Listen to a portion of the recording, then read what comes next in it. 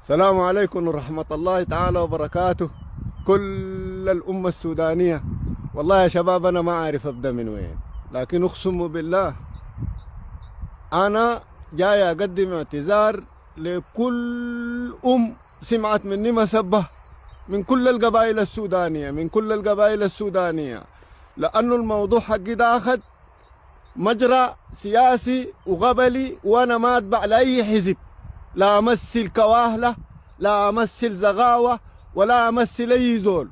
المهم طلعت مني ردة فعل، وردة فعل من زول مجنون، وأنا أصله مجنون. المهم أنا بتمنى كل أنا سيت ليه، أنا بعتذر لكم كلكم سوا، بعتذر لكم بجميع التوسلات، وأنا ما أمثل إلا نفسي فقط. أنا شوالات ده ما أمثل إلا نفسي، لا أمثل كاهلي، لا أمثل زغاوي، ولا أمثل أي قبيلة، ولا أمثل أي حزب حتى، ولا أنتمي لأي حزب. أنا بتأسف لأماتي كل الأسف، وبتمنى إنه طردا كلكن سوا.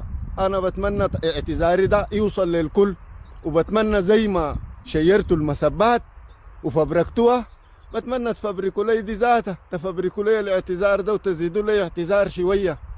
والله ليكن العتبة حتى طردا، اقسم بالله العظيم ليكن العتبة حتى طردا كلكن سوا. وما تشت انا زول مجنون، اعتبرني مجنون، وانا اصلا مجنون، لكن اقسم بالله العظيم حاسي بشي جواي تقيل عديل، ما قادر عديل، ولا في زول جابرني ولا في زول. لكن اقسم بالله العظيم بس اول مرة انا اعرف انه ذاته عندي مكانة عند الناس قدر ده. اول مرة انا اعرف عندي مكانة عند الناس قدر ده. لا عندي شغلة مع سياسة، لا عندي شغلة مع احزاب، لا عندي شغلة مع فتن، لا عندي شغلة مع اي شيء.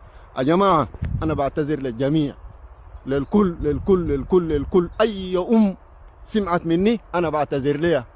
انا على الشخص الفردي ما عندي مشكلة، اما ناس الحركات انا ما بنتمي لا لديل لا لديل لا قبيلة. القبائل السودانية دي شت انا متبري منها، انا ذاته ما عندي قبيلة، ما امثل انا شوالات ده الا نفسي فقط. اتمنى الناس تقبل اعتذاري، وانا قبلان باي حاجة تقولوها عني. انا غلطان غلط شديد شديد شديد شديد شديد شديد شديد، ردة فعلي. المهم انا غلطان، جروني لمجرى غبلي وسياسي انا ما تبعه. المهم انا بعتذر للكل، وانا ما امثل الا نفسي، وما انتمي لاي حاجه. حتى الجيش الهسي موجود ده انا ما انتمي له، ما انتمي الا لنفسي، نفسي دي ذاته ما قادر عليها.